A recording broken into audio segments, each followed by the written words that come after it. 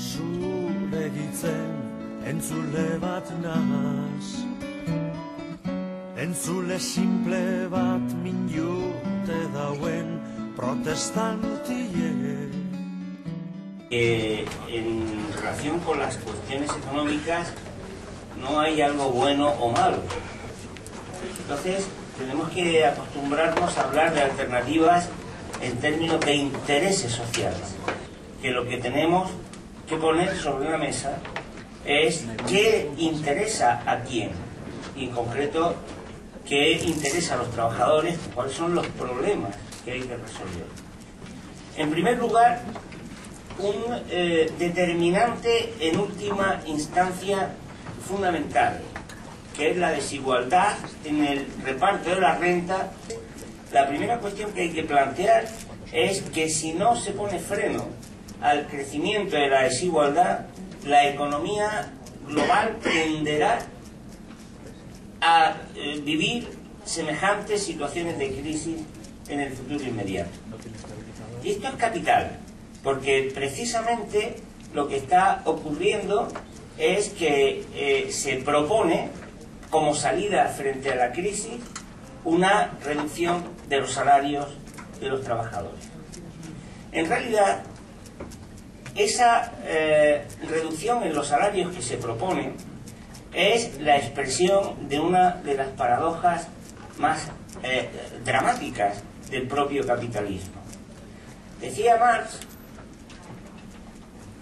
espero no tener que pedir perdón por citar a este autor, decía Marx que lo que le ocurre a las empresas es paradójico y trágico, porque decía, a un empresario lo que quiere es pagarle poco a sus trabajadores, para así ahorrarse costes. Pero quisiera que los demás empresarios le pagaran muy buenos sueldos a los demás trabajadores, para que los demás trabajadores tuvieran ingresos suficientes para comprar lo que él vende. Y esa es una paradoja irresoluble en el capitalismo. En realidad, los empresarios ganarían todos más dinero si hubiera salarios más elevados, si hubiera pleno empleo. Pero si hubiera pleno empleo, lo que ocurriría es que los trabajadores tendrían más poder. Y al tener más poder reivindicarían no solamente más salarios, sino mejores condiciones de negociación, una jerarquía diferente y, en definitiva, la finalización de un sistema asimétrico en el reparto de la renta y de la riqueza. Precisamente nos tiene que llevar a entender que lo que es principal para resolver los problemas económicos desde un punto de vista favorable a los trabajadores es alcanzar el poder de negociación suficiente que permita establecer condiciones económicas también diferentes y favorables a los trabajadores. Y lo que hoy día está ocurriendo es que los empresarios, los representantes del poder empresarial, con tal de mantener el poder de negociación, proponen medidas que hunden a la economía. Es decir, hoy día, proponer reducciones salariales hunde a la economía, va a dificultar la salida de la crisis, porque evidentemente va a limitar la posibilidad de que las empresas, los empresarios, ganen dinero en los mercados de bienes y servicios. Las políticas de estos años que han llevado a disminuir el peso de los salarios en la distribución general de la renta son las causantes de la crisis. Por lo tanto, si se quiere salir de la crisis, si de verdad se quisiera salir de la crisis, habría que invertir estas estrategias. Por lo tanto, es un error, es un dramático error de alguna parte de las izquierdas y de algunas partes de las corrientes sindicales aceptar justo en estos momentos reducciones salariales. En segundo lugar, hemos visto cómo la crisis ha sido provocada por una desviación constante de los flujos de recursos hacia la especulación y hacia un destino financiero que es intrínsecamente inestable. porque los especuladores justamente viven de la inestabilidad. La inestabilidad es lo que alimenta las burbujas, la especulación, en donde se dan las grandes posibilidades de obtener beneficios. Se pueden establecer impuestos o tasas internacionales que graven los capitales financieros y especulativos. Se pueden controlar los movimientos de capital. Hoy día, como dice Eduardo Galeano, vivimos en un mundo en donde el dinero tiene más libertad que los seres humanos para movilizarse.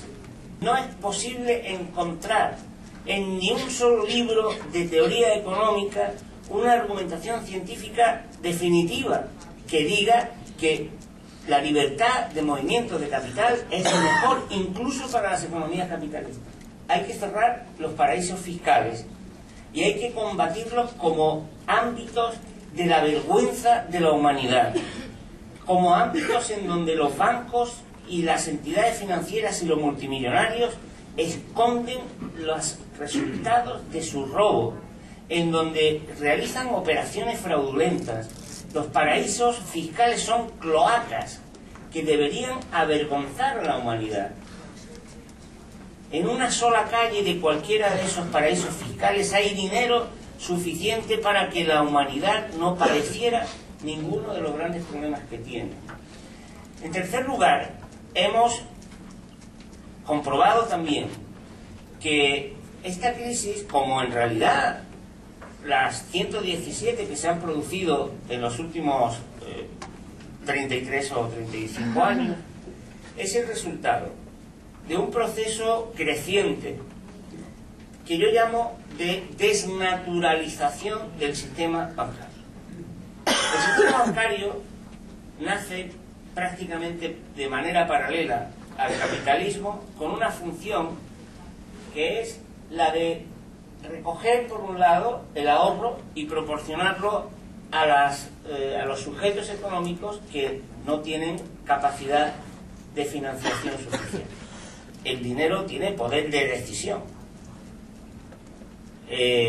No gobiernan, no mandan en la economía los presidentes del gobierno. Quien tiene dinero es quien tiene poder de decisión. Por lo tanto, si el dinero es poder, el dinero no puede estar en manos de instituciones sin control democrático, sin control de los poderes representativos. Y por lo tanto, una cuestión capital es poner el dinero en manos, las decisiones relativas al dinero en manos de los ciudadanos.